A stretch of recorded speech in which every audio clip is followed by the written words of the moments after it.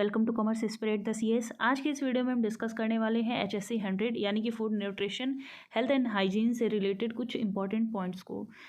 ये minor elective है। अगर आपका माइनर इलेक्टिव दीनदयाल उपाध्याय का इंट्रोडक्शन या फिर नाथ पंथ का इंट्रोडक्शन है तो वो चैनल पे ऑलरेडी अपलोडेड है।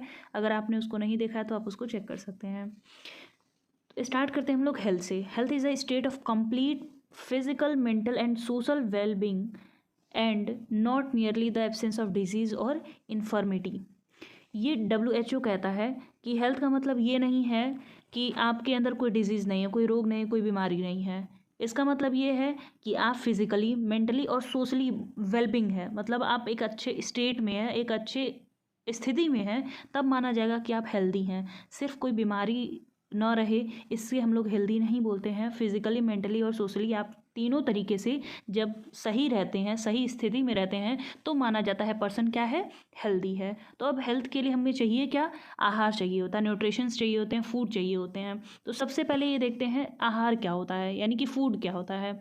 आहार या भोजन अपने पेट की भूख को शांत करने के लिए मनुष्य प्राकृतिक या अप्राकृतिक रूप से प्राप्त जो खाता है उसे हम लोग भोजन कहते हैं। यानी कि अपनी भूख को शांत करने के लिए जो कुछ भी हम लोग खा लेते हैं, चाहे वो नेचुरल है, चाहे वो हम लोग जिसे बना करके खाते हैं, जैसे जंक फूड हो गया, ये सारी चीज़ें में हम लोग भूख को शांत करने के लिए खाते हैं, चाहे फैशन में खाते हैं, तो वो सब क्या है, हमारा आहार है, भोजन है, या फिर इसको हम लोग कहते हैं फूड है।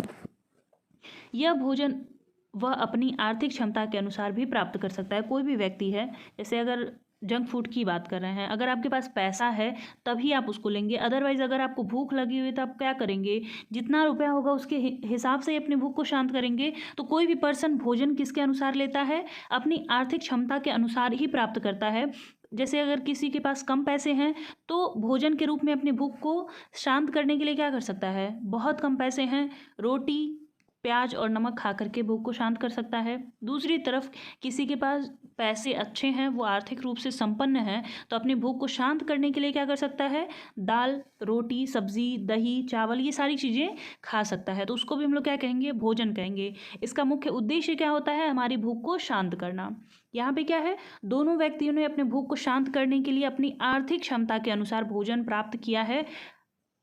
आहार विज्ञान की भाषा में यह भूख शांत कर सकता है, पर वास्तव में भोजन नहीं है, क्योंकि भोजन के हमारे शरीर में कुछ कार्य होते हैं जो इस भोजन द्वारा पूरे नहीं हो सकते हैं। अब ये इसमें इम्पॉर्टेंट पॉइंट ये है कि जो भी ये चीज़ें हम लोग खाते हैं उससे हमारी भूख तो शांत हो जाती है, लेकिन आहार विज्ञान की भाषा में हम हर एक चीज़ को जो भी भूख को शांत कर दे उसे भोजन नहीं कह सकते हैं, क्योंकि भोजन का काम, फूड का काम कुछ होता है हमारे शरीर में जाने के बाद, अगर वो कार्य को कर रहा है तो उसे हम लोग क्या कहते हैं, संतुलित आहार कहते हैं, यानी कि बैलेंस्ड डाइट कहते हैं। अदरवाइज उसको बस हम लोग खाने के लिए प्रयोग करते हैं। ये पोषण होगा, पोषक नहीं होगा। टाइप्स ऑफ न्यूट्रिशन, यानी कि पोषण के प्रकार। तो पोषण दो प्रकार का होता है, सुपोषण और कुपोषण, यानी कि गुड न्यूट्रिशन और मॉल न्यूट्रिशन। जैसे कोई भी ऐसा तत्व है जो हम लोग खा रहे हैं, भोजन के रूप में हम लोग ले रहे हैं, और वो मनुष्य के स्वास्थ्य पर अच्छा प्रभाव डाल रहा है, उसमें हर एक चीज़ जो चाहिए है वो उपलब्ध है, तो उसे हम लोग क्या कहते हैं, सुपोषण कहते हैं, यानी कि गुड न्यूट्रिशन कहते हैं। यह पोषण की वह अवस्था है जिसमें मनुष्य को स्वस्थ रहने के लिए आवश्यक पोषण प्राप्त हुए, तो उसको हम लोग क्या कहेंगे, गुड न्यूट्रिशन कहेंगे। और सुपोषण यानी कि गुड न्यूट्रिशन कितने प्रकार का होता है, दो प्रकार का होता है। एक संतुलित होता है यानी कि बैलेंस्ड न्यूट्रिशन, और दूसरा होता है पर्याप्त पोषण यानी कि ऑप्टिमम न्यूट्रिशन। हमारी एज के हिसाब से, हमारे जेंडर के हिसाब से, जैसा हम लोग काम करते हैं, हमारे जो बॉडी स्ट्रक्चर है और हमारा जो बॉडी वेट है, कौन से स्टेज पे है, छोटा बच्चा है, बड़े लोग हैं या फिर बुज़ुर्ग लोग हैं, उनके अनुसार पोषक पदार्थों की विभिन्न मात्रा की आवश्यकता स्वस्थ रहने के लिए होती है। जो आहार व्यक्ति ले रहा है, अगर उसे इससे इतनी मात्रा में पोषण प्राप्त हो जाता है तो उसे हम लोग क्या कहते हैं, संतुलित पोषण। यानी कि हमारे हिसाब से अगर हमको हर एक चीज़, जो भी हम लोग चीज़ खा रहे हैं, उसमें जितनी चीज़ें चाहिए हमें स्वस्थ रखने के लिए, जो भी पोषण चाहिए हमें स्वस्थ रखने के लिए, अगर सब कुछ उपलब्ध है उतनी मात्रा में, तो उसे हम लोग कहते हैं संतुलित पोषण है, ये संतुलित आहार है। दूसरा पॉइंट इसमें है पर्याप्तम पोषण, यानी कि ऑप्टिमम न्यूट्रिशन। इसे सर्वोत्तम पोषण भी कहा जाता है। यदि व्यक्ति अपनी आयु, लिंग, व्यवसाय, शरीर भार, शारीरिक अवस्था के आधार पर पोषक तत्वों कि निर्धारित मात्रा से 50% अधिक मात्रा में यदि ये पदार्थ जो भी अभी है, अभी इन सब चीज़ों को हम लोग डिस्कस करेंगे कौन कौन से पदार्थ हमारे शरीर के लिए चाहिए। अगर 50% उससे ज़्यादा वो ले रहा है तो उसे हम लोग क्या कहते हैं, पर्याप्तम पोषण कहते हैं। और दूसरा पॉइंट है, सुपोषण हमारा खत्म हो गया दोनों पॉइंट का लेकर के।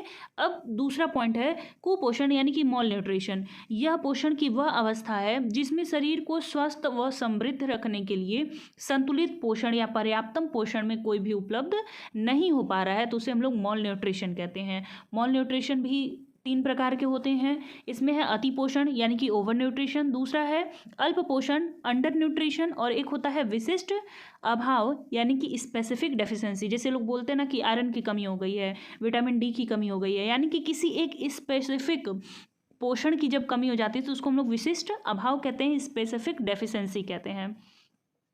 पोषक तत्व से हम लोग क्या समझते हैं, यानी कि न्यूट्रिएंट्स का मतलब क्या होता है, जो अभी हम लोग देखे हैं।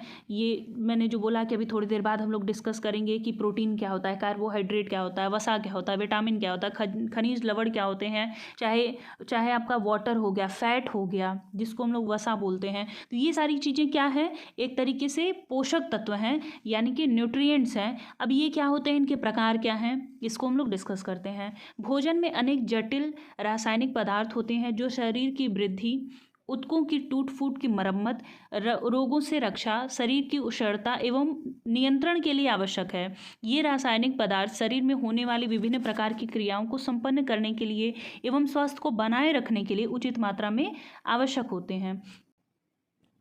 अब यही चीज़ इंग्लिश में लिखा हुआ है, those chemical substances which are essential for different activities of body and maintain health are called nutrients. यानी कि पोषक तत्व क्या होते हैं, जो हमारे बॉडी के डिफरेंट एक्टिविटीज़ के लिए ज़रूरी हैं, एसेंशियल हैं और हमारे हेल्थ को मेंटेन करते हैं, हमारे स्वास्थ्य को बनाए रखते हैं, उनको हम लोग पोषक तत्व कहते हैं, उनको न्यूट्रिएंट्स कहते हैं। पोषक तत्व उन भोज्य पदार्थों में पाए जाते हैं जिनमें भोज्य पदार्थों को हम भोजन के रूप में ग्रहण करते हैं। उन्हीं भोज्य पदार्थों के माध्यम से ये पौष्टिक पदार्थ हमारे शरीर तक पहुंचते हैं। हमारे भोज्य पदार्थों में अलग अलग पौष्टिक तत्व पाए जाते हैं। इन पौष्टिक तत्वों के लिए हमारे शरीर को एक खास मात्रा में आवश्यकता होती है।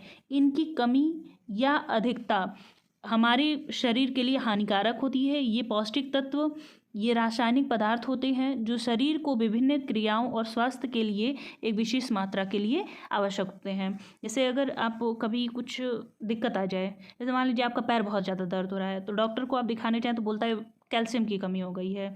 यानी कि जो हम लोग भोजन ले रहे हैं, जो हम लोग पोषक तत्व ले रहे हैं, उसमें जो पौष्टिक तत्व चाहिए यानी कि जो रासायनिक पदार्थ चाहिए हमारी बॉडी को चलाने के लिए, हमारे शरीर को चलाने के लिए, उनके विभिन्न क्रियाओं को करने के लिए, उनमें से क्या हो गया है, कुछ तत्व कम पाए जाते हैं। जब कम हो जाते हैं तो वो क्या करता है, हमारा शरीर उसके हिसाब से नहीं काम कर पाता है। तो चाहे वो कम हो जाए चाहे वो अधिक हो जाए, हमारे शरीर के लिए दोनों हानिकारक होता है और उसकी पर्याप्त मात्रा हमारे शरीर के लिए आवश्यक होती है। तो जो पौष्टिक तत्व हैं वो 6 प्रकार के होते हैं: protein, carbohydrates, lipids, vitamins, minerals और वाटर। अब इनके बारे में थोड़ा थोड़ा हम लोग समझ लेते हैं कि ये जो पोषक तत्व हैं वो किस प्रकार से हमारे शरीर में सहायता प्रदान करते हैं। सबसे पहला है प्रोटीन। प्रोटीन शरीर की वृद्धि एवं विकास में अपूर्व योगदान प्रदान करने वाला पोषक तत्व होता है। तो ये क्या करता है, हमारे बॉडी के ग्रोथ एंड डेवलपमेंट में हेल्प करता है। इसी पोषक तत्व के कारण शिशु अवस्था, बाल्यावस्था एवं किशोरावस्था में तीव्र गति से वृद्धि एवं विकास हो जाता है। प्रोटीन शरीर के प्रत्येक कोशों में प्रोटोप्लाज्मा के रूप में उपस्थित रहता है। शरीर के इन कोशिकाओं में निरंतर टूट फूट होती रहती है। प्रोटीन उनकी मरम्मत व उनका पुनर्निर्माण करता रहता है। शरीर की वृद्धि, मांसपेशियों का निर्माण, तंतुओं का टूट फूट की मरम्मत, हार्मोन का निर्माण, रक्त का थक्का बना आदि अनेक कार्य जो हैं वो प्रोटीन की आवश्यकता होती है। ये सारे आप पॉइंट्स याद कर सकते हैं कि प्रोटीन कहाँ कहाँ हेल्प कर सकता है, क्योंकि वो अलग से पूछ सकता है कि पोषक तत्व क्या होते हैं, इसमें कितने प्रकार होते हैं, चाहे प्रोटीन क्या होता है, प्रोटीन के कौन कौन से कार्य हैं। तो ये जितने पॉइंट्स हैं ये सारे प्रोटीन के कार्य होते हैं। जैसे खून, जब आप कहीं हाथ कट जाए तो थोड़ी देर में देखिए वो थक्का बन जाता है, वो रुक जाता है, तो वो किसकी वजह से होता है, प्रोटीन की वजह से ही होता है। कोशिकाएं प्रोटीन की बनी होती हैं, अतः कोशिकाओं के निर्माण के लिए प्रोटीन की आवश्यकता होती है। इसलिए प्रोटीन को निर्माणात्मक तत्व भी कहा जाता है, बॉडी बिल्डिंग ब्लॉक भी इसको कहते हैं। आई होप आपको समझ में आ रहा हो। नेक्स्ट पॉइंट है कार्बोहाइड्रेट। इसका मतलब क्या है कि कार्बो शरीर को ऊर्जा प्रदान करते हैं, जिससे शरीर के विभिन्न कार्य, चाहे वो मेंटली हो चाहे फिजिकली हो, संपन्न किए जा सकते हैं। जब व्यक्ति सोता है तब भी शरीर के कुछ क्रियाएं जैसे श्वास लेना, पाचन शक्ति हो गया, उत्सर्जन, वहन आदि कार्य स्वतः होते रहते हैं। इन कार्यों के लिए भी ऊर्जा की आवश्यकता होती है, और ऊर्जा कौन प्रदान करता है?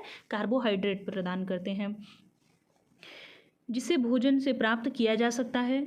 कार्बोहाइड्रेट के अंतर्गत श्वेतसार और शर्करा दो तत्व होते हैं। ये दोनों ही मुख्यतः शरीर को ऊर्जा प्रदान करने वाले प्रमुख पोषक तत्व हैं। यह सस्ता व सुपाच्य होता है तथा इससे तृप्तिदायक क्षमता भी अन्य भोज्य पदार्थों से अधिक होती है। श्वेतसार युक्त भोज्य पदार्थों में अन्य कई प्रोटीन तत्व पाए जाते हैं, पौष्टिक तत्व पाए जाते हैं। इनमें विटामिन बी तथा बी उल्लेखनीय है। शर्करा भी शरीर में ऊर्जा उत्पन्न करने वाले प्रमुख कार्बोज होते हैं, परंतु इनका अधिक मात्रा में उपयोग किया जाना स्वास्थ्य के लिए क्या होता है? हानिकारक होता है। ये पहले ही हम लोग डिस्कस कर चुके हैं कि कोई भी मिनरल है, कार्बोहाइड्रेट है, प्रोटीन है, कुछ भी है, वो अगर अधिक मात्रा में हमारे शरीर के अंदर जाएगा तो वो क्या करेगा? स्वास्थ्य को हानि ही पहुंचाएगा। नेक्स्ट पॉइंट है लिपिड या वसा या फैट। ऊर्जा उत्पादन की दृष्टि से कार्बोज के पश्चात वसा का स्थान है, यानी कि हमारे बॉडी को एनर्जी प्रदान करने का काम कौन कौन करता है? कार्बोहाइड्रेट करता है और फैट करता है। वसा में आवश्यक वसीय अम्ल उपस्थित होते हैं जो शारीरिक वृद्धि के लिए आवश्यक होते हैं। वसा शरीर में ज्वलित होकर उष्णता प्रदान करते हैं। यह तृप्तिदायक होते हैं। चर्बी के रूप में शरीर के संग्रहित होकर हृदय आदि कोमल अवयवों के बाह्य चोटों व धक्कों को सुरक्षित करते हैं। आहार में अधिक वसा के सेवन से कोलेस्ट्रॉल भी की मात्रा भी बढ़ जाती है, जिसके कारण हृदय रोग हो जाता है। इसीलिए लोग बोलते हैं कोलेस्ट्रॉल को कम किया जाए। चाहे जब आप एडवर्टीजमेंट देखते होंगे तो उसमें बोलता है लो कोलेस्ट्रॉल या फिर ज़ीरो कोलेस्ट्रॉल, इस टाइप की एडवर्टीजमेंट करते हैं। वसा शरीर को ऊर्जा एवं उष्णता प्रदान करता है। त्वचा के नीचे वसीय उत्तक के रूप में यह जमा रहता है और आवश्यकता पड़ने पर, जब हम व्रत रहते हैं, चाहे किसी यात्रा के दौरान पे रहता है, जब हम लोग को टाइम पे भोजन नहीं मिल पाता, जब हमारे शरीर को आवश्यकता होती है, तो उस टाइम पे वो क्या करता है? हमारे स्किन के एक नीचे लेयर बनी रहती है फैट की, वो अपने आप को ख़त्म करके शरीर को ऊर्जा प्रदान करने का काम करती है। आई होप समझ में आ रहा हो। ये सारे पॉइंट्स ऐसे हैं जो आपको याद करना पड़ेगा। इसमें कुछ हार्ड एंड फास्ट रूल नहीं है कि बस ऐसे बोल दिया और याद हो जाएगा। नेक्स्ट पॉइंट है जल, यानी कि वाटर। वायु के बाद जल मनुष्य की मौलिक आधारभूत आवश्यकता है। जल घोलक के रूप में कार्य करता है और शरीर के विभिन्न क्रियाओं को करने के लिए आवश्यक होता है। हमारे शरीर का अधिकांश भाग यानी कि 66% जल है।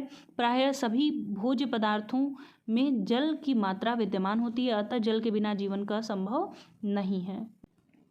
नेक्स्ट पॉइंट है, इसमें आखिरी पॉइंट है विटामिन का।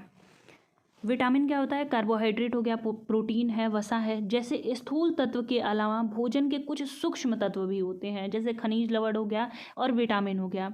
ये क्या होते हैं? ये ना कि कोई काम नहीं करते हैं। जैसे कोई मशीन है, यहाँ पे एग्जाम्पल लिखा हुआ है कि कोई मशीन है, जब उसमें तेल नहीं डाला जाता है, उसकी ग्रीसिंग नहीं की जाती है, तो मशीन बहुत भारी चलने लगता है और वो क्या होता है? बार बार टूटने लगता है, बार बार ख़राब होने लगता है।